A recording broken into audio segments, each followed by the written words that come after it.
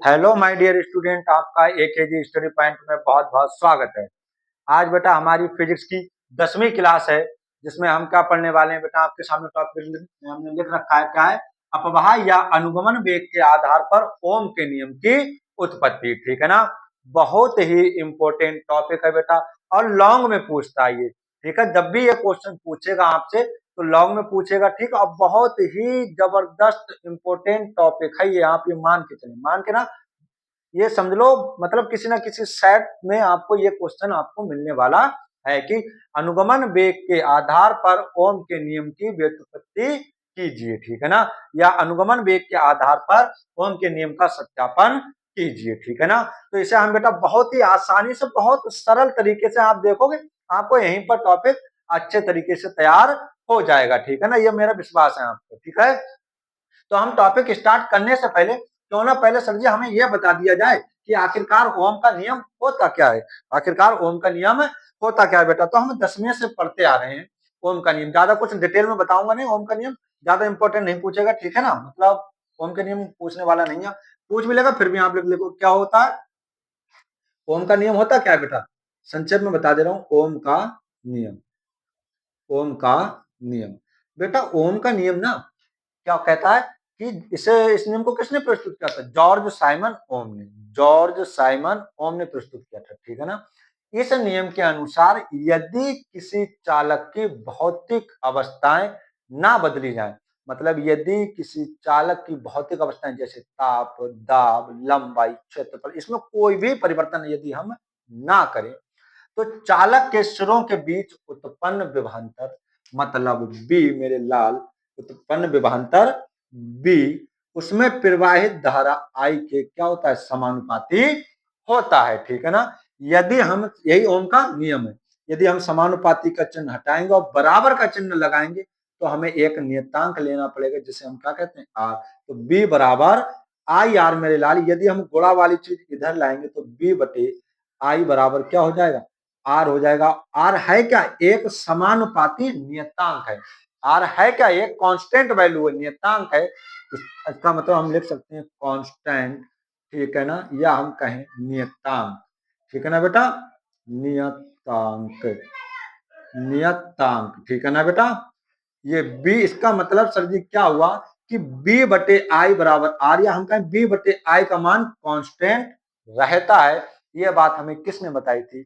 ओम ने बताई थी। यही आपका क्या है? ओम का नियम है। और एक चीज और बहुविकल्पी में पूछता है कि बेटा यदि हम यहाँ पर ओम के नियम में यदि हम विभवांतर बी और वैद्युत धारा आई के बीच, विभवांतर बी, विभवांतर बी और वैद्युत धारा आई के बीच ग्राफ खींचे तो एक सरल रेखा प्राप्त होती है। बस, अगर आ भी जा रहा है 1-2 नंबर तो आप लिख भी सकते हो क्या? सर जी इस नियम को जॉर्ज साइमन ओम ने प्रस्तुत किया था। इस नियम के अनुसार यदि किसी चालक की भौतिक अवस्थाएं अपरिवर्तित रहें, या हम कहें यदि किसी चालक की भौतिक अवस्थाएं हम ना बदलें, तो उस चालक के सिरों के बीच उत्पन्न विभवांतर मतलब बी, सर जी उसमें प्रवाहित तो होने वाली धारा आई के समानुपाती होता है। यदि हम समानुपाती का चिन्ह हटाएंगे और बराबर का चिन्ह लगाएंगे तो एक नियतांक हमें लेना पड़ेगा। वो क्या लेते हैं हम? आर। इसी को हम क्या बोलते हैं बेटा? प्रतिरोध कहते हैं। क्या बोलते हैं? प्रतिरोध भी कहते हैं। ठीक है, अगर हम बेटा गुणा वाली चीज इधर लाएंगे तो बटे में पहुंच जाएगी बी बटे आई बराबर क्या हो गया? आर। और सर जी आर क्या? समानुपाती नियतांक, अभी तो आपने बताया। अर्थात बी बटे आई की वैल्यू क्या होती है? कांस्टेंट होती है। ओम का नियम फिनिश। और एक बात पूछ लेगा तो पूछेगा क्या कि विभवांतर बी और धारा आई के बीच जो ग्राफ बनता है, ऑप्शन दे देगा, वृत्ताकार होता है, परवलयाकार होता है, सरल रेखा होता है कि अतिपरवलय होता है। तब आप क्या कहोगे? सर जी सरल रेखा प्राप्त होगी। कहने का तात्पर्य यह हुआ जैसे जैसे मतलब विभवांतर बढ़ेगा, वोल्टेज बढ़ेगा, वैसे वैसे धारा का मान भी बढ़ता जाए। ये था आपका ओम का नियम। ठीक, कोई दिक्कत इसमें? कोई दिक्कत होने वाली नहीं है। ठीक है ना? अगर आप लिखना चाहो ओम का नियम ना भी हो आपको तो आप वीडियो रोक के आराम से लिख सकते हो बेटा। ठीक है ना? अब अपने पढ़ेंगे जो मेन टॉपिक हमारा है, हमारे यहाँ पर अनुगमन वेग के आधार पर ओम के नियम की व्युत्पत्ति। अच्छा, एक चीज फिर से मैंने, अनुगमन वेग क्या होता है मेरे लाल? इसी को हम अपवाह वेग कहते हैं। इसके बारे में मैंने मतलब 9वीं क्लास, इससे पहले वाली क्लास में जिसमें मैंने पढ़ाया था अनुगमन वेग तथा वैद्युत धारा के बीच संबंध, उसमें मैंने अनुगमन वेग और प्रभाव वेग के बारे में बहुत अच्छे से समझाया है, आप उस लेक्चर को अवश्य देखें मेरे लाल, ठीक है ना। अब क्या है, अपवाह या अनुगमन वेग के आधार पर ओम के नियम की उत्पत्ति बेटा, ठीक है ना। तो हम कैसे करेंगे, इसमें क्या करेंगे, माना धातु का तार, माना एक धातु का तार है, ठीक है, जिसकी लंबाई क्या है बेटा, एल है। अनुप्रस्थ परिच्छेद का क्षेत्रफल, अनुप्रस्थ परिच्छेद ये चीज होती है, मैंने ये बताया था ये चीज, अनुप्रस्थ परिच्छेद का क्षेत्रफल बेटा क्या है, कैपिटल ए है, ठीक है ना। और इसमें इलेक्ट्रॉनों का अनुगमन वेग कितना है बेटा, बीडी है, ठीक है। इसमें प्रवाहित होने वाली धारा कितनी है, आई है, और इसके सिरों के बीच लगाया गया विभवांतर क्या है बेटा, बी है। इसके सिरों के बीच लगाया गया विभवांतर क्या है मेरे लाल, बी है, ठीक है ना। तो इसकी हम थ्योरी लिखेंगे कैसे, लिख लो बेटा, इसकी थ्योरी भी लिख लो। माना, कैसे लिखो, माना, माना धातु के तार की लंबाई स्मॉल एल तथा, माना धातु के तार की लंबाई स्मॉल एल तथा अनुप्रस्थ, तथा अनुप्रस्थ परिच्छेद का क्षेत्रफल, बेटा ये तो बताया मैंने, क्या बताया, माना एक धातु के तार की लंबाई स्मॉल एल है, अनुप्रस्थ परिच्छेद का क्षेत्रफल कैपिटल ए है, ये जब इसके सिरों के बीच विभवांतर बी लगाया जाता है तब इसमें स्मॉल आई धारा प्रवाहित होने लगती है बेटा, ठीक है ना। माना धातु के तार की लंबाई स्मॉल एल तथा अनुप्रस्थ परिच्छेद का क्षेत्रफल, क्षेत्रफल कैपिटल ए, कैपिटल ए, जब जब जब इसके सिरों के बीच, जब इसके, या तार के सिरों के बीच कह लूं, या मैं कह लूं बेटा जब इसके सिरों के बीच, जब इसके सिरों के बीच, जब इसके सिरों के बीच विभवांतर, विभवांतर बी लगाया जाता है, विभवांतर बी लगाया जाता है, लगाया जाता है, तब इसमें, तब इसमें, इसमें मतलब तार में, तब इसमें स्मॉल आई धारा, स्मॉल आई धारा प्रवाहित तो होने लगती है बेटा, क्या होती है, स्मॉल आई धारा प्रवाहित होने लगती है मेरे लाल, ठीक है ना। स्मॉल आई धारा प्रवाहित होने लगती है। यदि, यदि तार के एकांक आयतन में, यदि तार के एकांक आयतन में, यदि तार के एकांक आयतन में, यदि तार के एकांक आयतन में इलेक्ट्रॉन की संख्या, यदि तार के एकांक आयतन में इलेक्ट्रॉन की संख्या स्मॉल एन तथा इलेक्ट्रॉन का अनुगमन वेग, तथा इलेक्ट्रॉन का अनुगमन वेग, अनुगमन, अनुगमन वेग तथा इलेक्ट्रॉन का अनुगमन वेग, अनुगमन वेग बीडी हो, बीडी हो, तब तार में बहने वाली धारा, तब तार में बहने वाली धारा, तब तार में बहने वाली धारा या प्रवाहित तो होने वाली धारा, बेटा यही तो मैंने बताया था नवी क्लास में, क्या बताया था, यही तो लिखा हमने, मतलब अनुगमन वेग बीडी और धारा आई में संबंध मैंने क्या बताया था मेरे लाल, यही बताया था, क्या बताया था, आई बराबर क्या होता है मेरे लाल, आई बराबर N E A V D, drift velocity, ठीक है ना, समीकरण नंबर 1, ठीक है। फिर से सुनो ध्यान से, मैंने क्या लिखा है, माना धातु के तार की लंबाई स्मॉल, लंबाई स्मॉल एल तथा अनुप्रस्थ परिच्छेद का क्षेत्रफल कैपिटल ए है, कैपिटल ए है, जब इसके सिरों के बीच विभवांतर बी लगाया जाता है तब इसमें स्मॉल आई धारा प्रवाहित होने लगती है। यदि तार के एकांक आयतन में इलेक्ट्रॉन की संख्या स्मॉल एन तथा इलेक्ट्रॉन का अनुगमन वेग बीडी हो तब तार में बहने वाली धारा, ठीक है। अब अगली लाइन हमें क्या लिखनी है, यदि, यदि तार की, यदि तार की लंबाई, यदि तार की एल लंबाई पर, यदि तार की एल लंबाई के सिरों के बीच, सिरों के बीच, बीच लगाया गया, लगाया गया विभवांतर लगाया गया विभवांतर बी हो, तब तार के तब तार के प्रत्येक बिंदु पर तब तार के प्रत्येक बिंदु पर तब तार के प्रत्येक बिंदु पर तब तार के प्रत्येक बिंदु पर वैद्युत क्षेत्र की तीव्रता वैद्युत क्षेत्र की वैद्युत क्षेत्र की तीव्रता तब तार के प्रत्येक बिंदु पर वैद्युत क्षेत्र की तीव्रता मेरी लाल क्या हो जाएगी बेटा, ये हो जाएगी ई बराबर बी अपॉन एल। बेटा सर जी ये बी अपॉन एल कहां से आया, हम समझे नहीं। बेटा क्या होती है विभव प्रवणता, ई बराबर हमें यही तो होता है ई बराबर बी अपॉन डी। यदि प्लेटों के बीच की दूरी क्या हो, स्मॉल डी हो, और उसके सिरों के बीच विभवांतर क्या हो बेटा, बी हो, तब वैद्युत क्षेत्र की तीव्रता क्या होती है, ई बराबर बी अपॉन डी होती है। लेकिन यहाँ पर क्या है बेटा, डी की जगह स्मॉल एल है लंबाई, तब यहाँ से हमारा क्या हो जाएगा, ई बराबर बी अपॉन एल। ठीक है ना, कोई दिक्कत नहीं होनी चाहिए।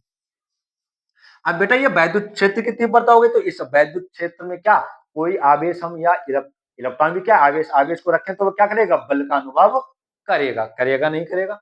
तब हम क्या लिखेंगे, यही लिखेंगे कि इस वैद्युत क्षेत्र के कारण इलेक्ट्रॉन पर लगने वाला बल, इस वैद्युत क्षेत्र के कारण इस वैद्युत क्षेत्र के कारण इस वैद्युत क्षेत्र के कारण इलेक्ट्रॉन पर लगने वाला बल इस वैद्युत क्षेत्र के कारण इलेक्ट्रॉन पर लगने वाला बल बेटा क्या हो जाएगा, वैसे ये होता है F बराबर क्यू ई होता नहीं होता है, चाहे ई क्यू कह लो चाहे क्यू ई, लेकिन क्यू की जगह आवेश कितना है बेटा, स्मॉल ई है, तो एफ बेटा ई का मान हम यहां से रख दे रहे हैं ई बी अपॉन एफ। ठीक है ना। अगली बात, यदि इलेक्ट्रॉन का द्रव्यमान बेटा हम क्या मान लें, स्मॉल एम हो, तब इस बल के कारण इसमें इलेक्ट्रॉन में उत्पन्न त्वरण बेटा गति का द्वितीय मतलब न्यूटन का द्वितीय नियम है, क्या है, F बराबर एम ए। ठीक है ना। यदि यदि यदि इलेक्ट्रॉन का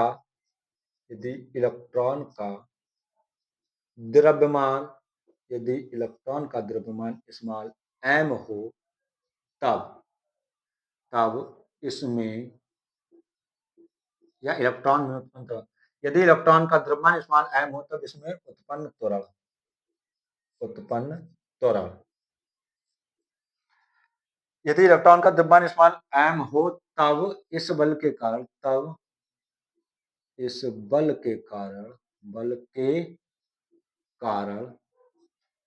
इलेक्ट्रॉन में उत्पन्न त्वरण बेटा F बराबर क्या होता है, एम ई। F बराबर होता है मेरी लाल F बराबर एम ए। ठीक है ना। अगर हम ए का मान, चलो F का मान यहां से लिख देते हैं, F बराबर क्या है, दिखाई पड़ रहा है यहाँ तक, ई बी अपॉन एल बराबर एम ए। दिखाई पड़ रहा है ना, देख लूं एक बार में, अच्छे से दिखाई पड़ रहा है। ठीक है ना, बिल्कुल ई बी अपॉन एल बराबर एम ए। ठीक है, स्क्रीनशॉट भी लेते थे नहीं बेटा साथ में। अब आगे लेंथी टॉपिक है थोड़ा ना, अब थोड़ा अपने इधर देखना पड़ेगा, थोड़ा ध्यान रखना पड़ेगा चीजों को, है बेटा।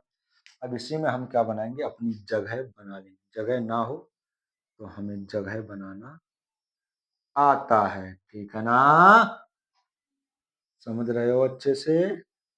ठीक, ज्यादा से ज्यादा सोच रहा हूँ एक बार में आ जाए बेटा, ठीक है ना, क्योंकि लेंथ टॉपिक है। ए बी अपॉन एल बराबर एम ए हो गया। ठीक है ना। अब अगर हम ए का मान निकालें मेरे लाल, क्या निकालें, ए का मान निकालें यहाँ से, तो ए बराबर हमारा क्या निकल के आएगा, ए बराबर हमारा यहाँ से निकल के आएगा सर जी बेटा, गुणा वाली चीज कहाँ पहुंच जाती है, बटे में पहुंच जाती है, E B upon M L, E B upon M. सही है ना बेटा, क्लियर। आगे देखें अब अपने, ठीक है, इसे मान लो समीकरण एक, इसे मान लेना समीकरण नंबर 2। ठीक है ना।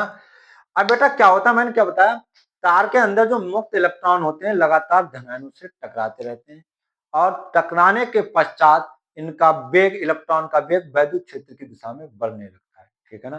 टकराने के पश्चात क्या होता है, इनका वेग वैद्युत क्षेत्र की दिशा में बढ़ने लगता है। यदि इलेक्ट्रॉन की इन धनायनों से हुई दो किरमागत टक्करों के बीच का समय अंतराल टाउ तब, ठीक है ना।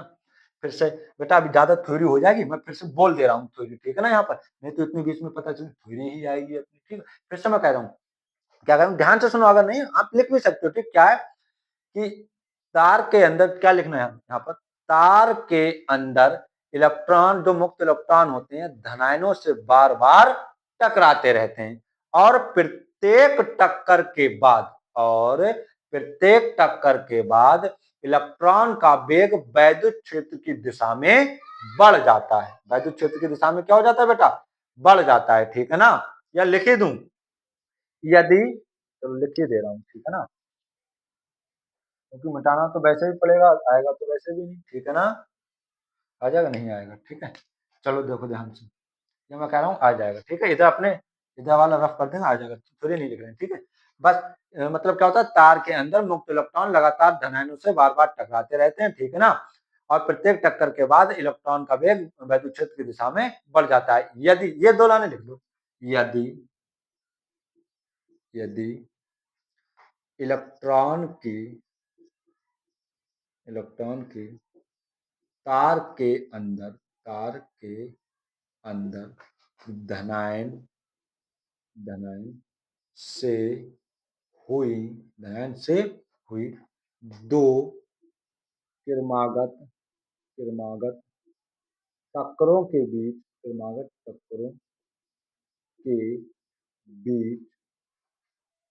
का समय अंतराल टाउ, इसे क्या बोलते हो ना, टाउ, या टो भी बोलते हो, कोई कोई टो भी बोलता है, ठीक है ना।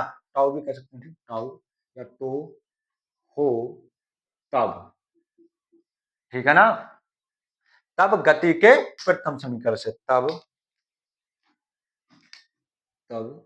गति के प्रथम प्रथम समीकरण से, प्रथम समीकरण क्या, प्रथम समीकरण से गति के प्रथम समीकरण v बराबर u प्लस ए टी से, ठीक है ना। इलेक्ट्रॉन का वेग से इलेक्ट्रॉन का वेग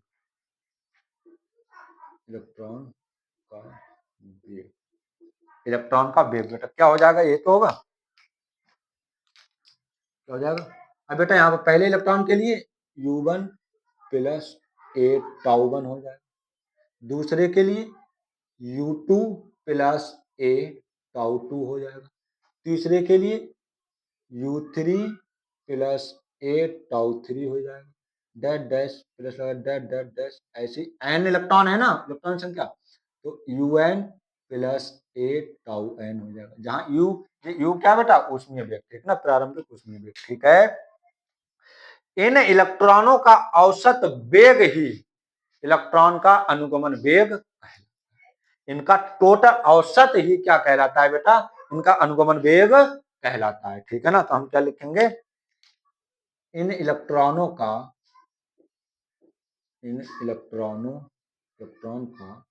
औसत वेग ही औसत औसत वेग ही इलेक्ट्रॉन का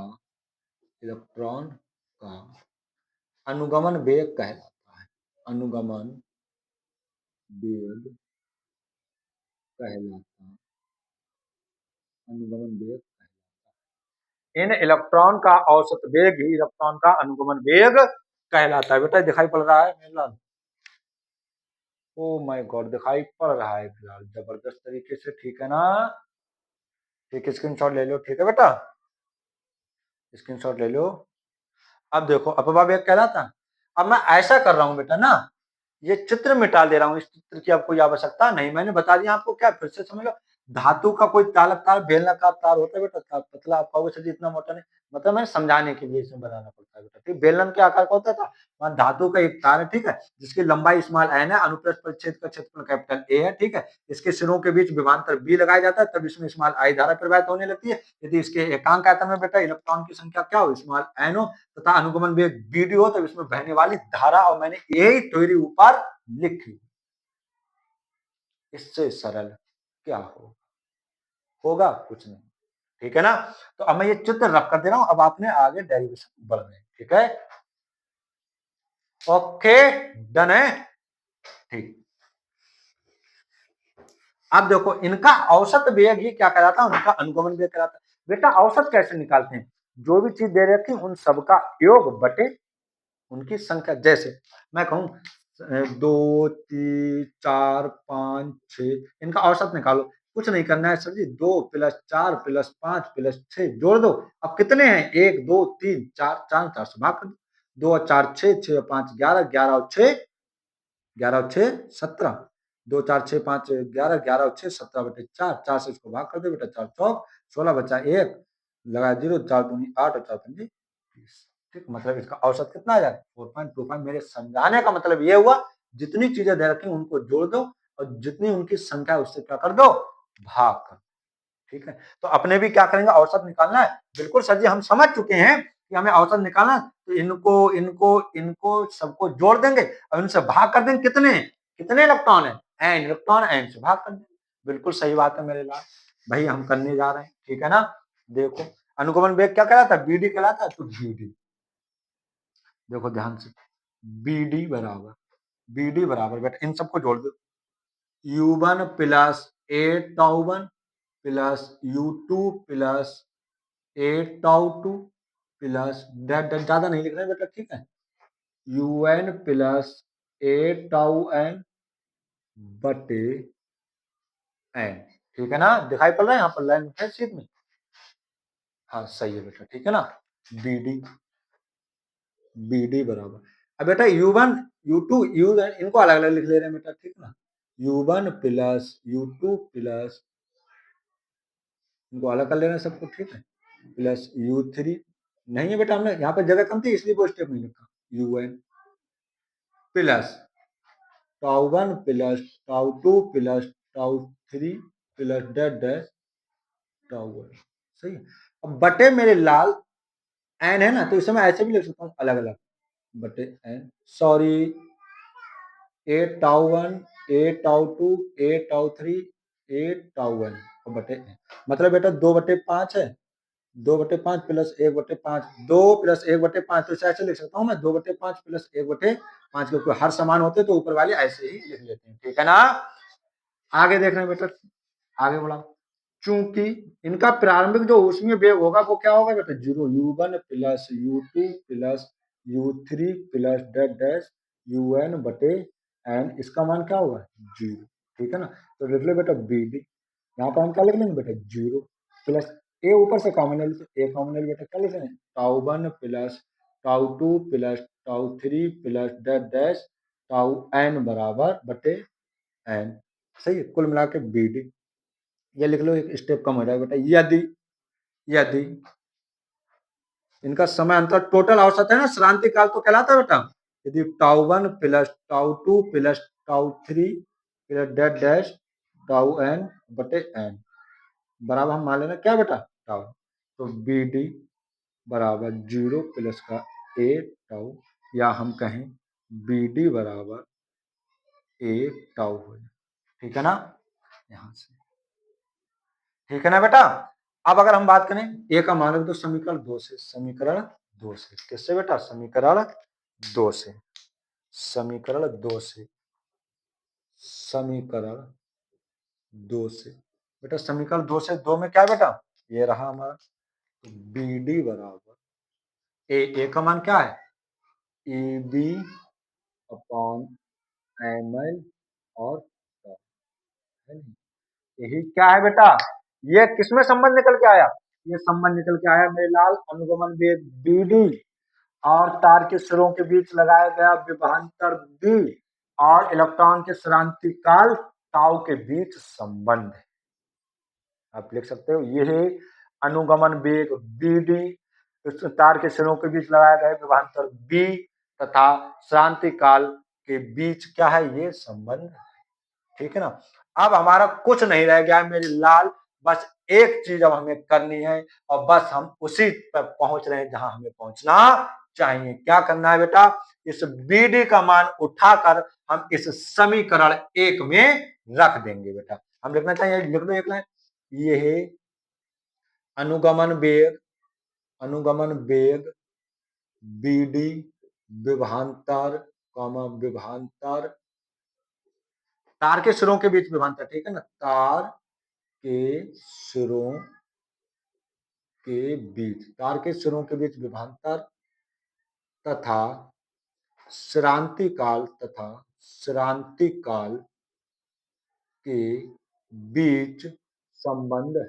बेटा कहीं ऐसा ना हो संबंध, तुमसे यही पूछ रहे कि अनुगमन वेग BD तथा श्रांति काल में संबंध स्थापित कीजिए। अब तो तुम चक्कर में पड़ गए। सर जी ने आज जो कराओ ही ना डालो, सब कुछ करा डालो, लेकिन जाओ हमें तुम बताओ ही ना। अरे मेरे लाल जय तो है, ये कह दे कि अनुगमन वेग BD, तार के सिरों के बीच लगाया गया विभवांतर B तथा शांति काल टाउ के बीच संबंध स्थापित कीजिए। अब पड़ गए चक्कर में सर जी, तो प्रभावी ना, इसे में तो जय स्टेप साहब अपने आगे पहुंचेंगे अपने, ठीक है ना। तो यहां तक मेरे लाल किसी को मुझे नहीं लगता कोई दिक्कत होनी चाहिए, ठीक है ना, क्योंकि मैं थोड़ा रफ करूंगा। मैंने जो थ्योरी थी पहली बार बता दी, माना धातु के तार की लंबाई स्मॉल एल है, अनुप्रस्थ परिच्छेद का क्षेत्रफल कैपिटल ए है, ठीक है। इसके सिरों, जब इसके सिरों के बीच विभवांतर बी लगाया जाता है तब इसमें स्मॉल आई धारा प्रवाहित होने लगती है, ठीक है ना। यदि तार के एकांक आयतन में बेटा क्या हो, इलेक्ट्रॉन की संख्या स्मॉल एन हो तथा इलेक्ट्रॉन का अनुगमन वेग क्या हो, BD हो, तब इसमें बहने वाली धारा आई बराबर एन ही ए BD, समीकरण नंबर 1। फिर मैंने लिखवाया, यदि तार की लंबाई एल लंबाई के सिरों के बीच लगाया गया विभवांतर बी हो, तब तार की प्रत्येक बिंदु पर विद्युत क्षेत्र की तीव्रता होगी नहीं होगी मेरे लाल, बताओ क्या होगी। E बराबर B अपॉन एल, कहां से आया सर जी, विभव प्रबलता से। कहां से आया, विभव प्रबलता से। E बराबर B अपॉन D से आया। D की जगह क्या है, एल है, ठीक है, बोल दिया। इस विद्युत क्षेत्र के कारण इलेक्ट्रॉन पर लगने वाला बल F बराबर QE होता है, Q की जगह क्या हो जाएगा EE, ठीक है। E का मानक दिया क्या से, यहाँ से B अपॉन एल। यदि इलेक्ट्रॉन का द्रव्यमान स्मॉल m हो, तब इस बल के कारण इलेक्ट्रॉन में उत्पन्न त्वरण F बराबर m हो जाएगा। F का मान मैंने ये रख दिया, EB अपॉन एल बराबर m हो गया, ठीक है। अगर गुणा वाली चीज बेटा हम कहा ले जाएंगे, बटे में EB अपॉन ml हो जाएगा। यदि इलेक्ट्रॉन की तार के अंदर धनात्मक से हुई दो क्रमागत टक्करों के बीच का समय अंतराल टाउ, मैंने इससे पहले थोड़ी दो लाइन बता चुका हूँ। तार के अंदर इलेक्ट्रॉन लगातार धनात्मक से टकराते रहते हैं बेटा, ठीक है ना। और प्रत्येक टक्कर के बाद उनका क्या वेग बढ़ जाता है, ठीक है। तो उसके बाद की ये लाइन लिखवा दी, टाउ समय अंतराल, गति के प्रथम समीकरण से B बराबर U प्लस AT से इलेक्ट्रॉन का वेग, बेटा यहाँ पर U है तो यहाँ पर U1 हो जाए, क्योंकि पहला इलेक्ट्रॉन, फिर U2 दूसरे इलेक्ट्रॉन के लिए, ये तीसरे इलेक्ट्रॉन के लिए, ऐसे डैश डैश एन पे इलेक्ट्रॉन के लिए। इन इलेक्ट्रॉन का औसत वेग ही क्या कहलाता है मेरे लाल, इलेक्ट्रॉन का अनुगमन वेग कहलाता है। सर जी हमने औसत निकाल लिया, सबको जोड़ दिया और संख्या से भाग कर दिया, U1 U2 अलग अलग कर लिए, A1 J3 अलग कर लिए, ठीक है ना। फिर ये इसका उसमें वेग क्या होगा बेटा, जीरो होगा स्टार्टिंग में, संक्षेप में, ठीक है ना। उसमें वेग स्टार्टिंग क्या होगा, जीरो होगा, जीरो रख दिया, ठीक है। ये बचा हमारा, यदि इसके बराबर इनका जो सभी इलेक्ट्रॉनों के श्रांति काल का औसत हमने क्या मान लिया, श्रांति काल टाउ मान लिया, तो इसकी जगह हमने क्या रख दिया टाउ, इसको जीरो में जोड़ोगे वही चीज आ जाएगी समीकरण 2 से बेटा, ठीक है ना। ए का मान उठा के हमने यहाँ पर रख दिया, ये आ गया। तार के सिरों के बीच यह अनुगमन वेग BD विभवांतर B तथा श्रांति काल के बीच का क्या बेटा संबंध है। अब क्या करेंगे, ये है मान समीकरण 1 में रखने पर बेटा। अब मेरे क्या थोड़ा सा मुझे ये रफ करना पड़ेगा बेटा, ठीक है ना, कोई दिक्कत तो नहीं है, दिक्कत नहीं होनी चाहिए, ठीक है। ये रहा मेरा सफाई कर्मचारी है, ठीक है ना, ये मेरा सफाई कर्मचारी है, जिससे मैं क्या कर रहा हूँ, ये मेरा काम आसान कर रहा है, ठीक है ना। अभी आगे नहीं मिटाल रहा हूं मैं, ठीक है, जरूरत पड़ेगी तो देखता हूँ, ठीक है। इसके आगे आप क्या लिखोगे, बीडी का मान, बीडी का मान, बीडी का मान, बीडी का मान समीकरण, समीकरण बी सफिक्स डी बोल सकते हैं, बीडी का मान समीकरण 1 में रखने पर, रखने पर ऐसे भी बोल सकते बी सफिक्स डी, ठीक है ना, रखने पर रख दो बेटा, यही तो है, यही रखना है सर जी हम। क्या, आई बराबर N E A B D, B D की जगह आप क्या रखोगे बेटा, वो है क्या है E B upon M L tau, ठीक है ना। अब करते रहो, अब सब चीज बेटा हमें बी अपॉन आई निकालना है, ध्यान में क्या निकालना है, बी अपॉन आई निकालना है बेटा, ठीक है। तो आई, ये चीज बटे वाली चीज कहां पहुंच जाएगी, गुणा में, बटे वाली चीज कहां पहुंचेगी, गुणा में, तो बेटा क्या हो जाएगा, आई एम एल, इधर क्या बचेगा, एन ई की गुणा ई से करोगे तो N E square A B और टाउ। बेटा देखो अब क्या करना है, आई इधर ले आ रहे हैं बेटा, M L N E square A, tau को इधर लिख लो गुणा में और इंटू बी, और ये चीज हम गुणा वाली चीज कहाँ गई बेटा, बटे आई, या एम एल बटे ये वाली सब चीज हमें बी बटे आई छोड़ दो, क्योंकि अभी इसी की वैल्यू निकालनी, बाकी सब एक तरफ, ये गुणा में है ना, इस समय कहाँ जाएंगे, बटे में, गुणा वाली चीज बटे में, N E square A tau, इधर क्या बचेगा, बी अपॉन आई, ठीक है ना। इसको थोड़ा आगे इस साइड में लिख दें, दिए गए निश्चित ताप के लिए बेटा, ठीक है ना, दिए गए ताप के लिए क्या होता है, दिए गए ताप के लिए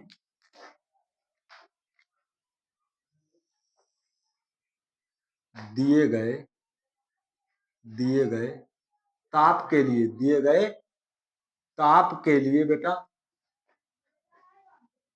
एम एल, या एक लाइन, एक मिनट, बिल्कुल डिटेल में लिख, ये इस चीज को बेटा हम इधर लिख लेना है, इस चीज को इधर, बी अपॉन आई बराबर एम एल बटे N E square A tau, ठीक है ना। अब लिख रहे हैं हम ये दिए गए ताप के लिए, दिए गए ताप के लिए बेटा M L upon N E square A tau क्या होता है, नियत होता है, कैसा होता है, एक नियतांक या कांस्टेंट, हम कह सकते हैं क्या होता है बेटा, कांस्टेंट होता है, क्या होता है, कांस्टेंट होता है। जब ये कांस्टेंट हो जाएगा तो बी अपॉन आई बराबर ये वैल्यू भी क्या हो जाएगी बेटा, सब चीज क्या होगी, ये नियतांक होती है, ठीक है ना। तब क्या हो जाएगा, देखो एम भी नियतांक द्रव्यमान होता है, एल लंबाई वो भी निश्चित होगी, ठीक है, एन संख्या वो भी निश्चित होगी, इलेक्ट्रॉन आवेश वो भी है निश्चित है बेटा, एक क्षेत्रफल वो भी हम कोई बदलाव नहीं करेंगे। टाउ क्या हमारा क्रांतिकाल, टेम्परेचर दिए गए ताप के लिए कोई भी टेम्परेचर दे रखा होगा उससे बढ़ाना घटाना नहीं है, क्योंकि बढ़ाओ घटाओगे तो उसमें इलेक्ट्रॉन की गति में भी परिवर्तन होगा, फिर क्रांतिकाल का मान क्या होगा, घटेगा बढ़ेगा, इसीलिए क्या है, दिए गए ताप के लिए हम कह सकते हैं बी अपॉन आई बराबर कांस्टेंट, ठीक है ना बेटा, क्या कांस्टेंट मतलब नियतांक, क्या बोलते हैं नियतांक, और इसी को हम क्या कह सकते हैं, आर समानुपाती नियतांक कुछ भी ले सकते हैं आर, और यही हमारा क्या है, ओम का नियम है मेरे लाल। यही तो मैंने बताया कि बी बटे आई का जो अनुपात निकल के आता है वो क्या निकल के आता है, कांस्टेंट। हम क्या अच्छे से लिखेंगे, यही ओम का नियम है, यही ओम का नियम है, बस ये लिखना। फिर मुझे नहीं लगता है मेरे लाल आपको कोई दिक्कत हुई, ठीक है, इससे पहले मैंने जो रफ कर दिया बेटा, ठीक है, इतने तो थोड़ा रफ किया है, पहला स्टेप जो थ्योरी मैंने अच्छे से समझा दी थी, एक ठीक है ना, उसके बाद पूरा कंप्लीट है, स्क्रीनशॉट जबरदस्त तरीके से लीजिए आप, ठीक है ना, ले लिया। यह आपका हो गया अपवाह या अनुगमन वेग के आधार पर ओम के नियम की उत्पत्ति। मुझे नहीं लगता है मेरे लाल कि इसमें आपको कोई दिक्कत होनी चाहिए, आप ये समझो आपका क्या हुआ, एक बहुत ही अच्छा जबरदस्त टॉपिक क्लियर हो चुका है। बस मेरा ये कहना मान लीजिए, बस एक बार क्या करिए ना, थोड़ा लेंथी तो जरूर लगता है लेकिन स्टेप बाय स्टेप समझो आप, ठीक है ना। पहले हमें क्या करना है बेटा, भाई समीकरण निकाल लेनी है, ठीक है, फिर ए का मान निकालना है, फिर एफ का मान निकालना है, फिर ए का मान निकालना है, ठीक है ना। ये चीज हमें कुछ स्टेप हल्की से ध्यान रखनी है बात, एक बार में लाल अभी मेरा कहना मान लो जल्दी वीडियो जैसे रुकी, लेक्चर खत्म हुआ 5 मिनट के लिए तुरंत आप जल्दी से रिवीजन कर लो, उतार लो, ठीक है ना, तुरंत अपने दिमाग में टेंशन फ्री, टेंशन फ्री रहो आराम से, ठीक है, हल्के हल्के पढ़ते रहोगे तब टेंशन फ्री रहोगे, अब नहीं पढ़ोगे तब टेंशन सिर में बनी रहेगी, ठीक है। तो टेंशन आओ, इधर उधर की टेंशन भी छोड़ दो आप, ठीक है ना, कि इधर कर रहे या इधर उधर के चक्कर में ना पड़ो, यही समय है जो कुछ करना है यही, ठीक है ना। और बस लास्ट में आपके मनोरंजन के लिए मैं दिल खुश के लिए आपके बिल्कुल दिल पे लगे बातें, ठीक है ना, 4 लाइन ध्यान से सुनिएगा, बिल्कुल दिल पे लगेंगी आपके, ठीक है। तो ध्यान से जो भी है सिर दर्द थोड़ा कम करो, तो ध्यान से सुनिए ना, क्या है 4 लाइनें बेटा, सुनिए कि मैं परवाह नहीं रखता कि कितना पाया कि कितना गवाया, मैं परवाह नहीं करता कि कितना पाया कितना गवाया, बस ख्वाहिश इतनी है कि दुख वहां से ना मिले जहां मैंने सुख लुटाया। ठीक है ना। तो ये टेंशन रखो, जहाँ आप शुक्ल उठा रहे हो वहाँ से दुःख नहीं मिलना चाहिए, ठीक है। इसी के साथ चलते हैं बेटा, ठीक, मिलते हैं फिर नेक्स्ट क्लास में अपने एक जबरदस्त टॉपिक के साथ, ठीक है ना। और अगर वीडियो अच्छी लगी हो वीडियो को लाइक कीजिए बेटा, चैनल को सब्सक्राइब कीजिए, ठीक। जय हिंद, जय भारत, टेक केयर, हंसते रहिए।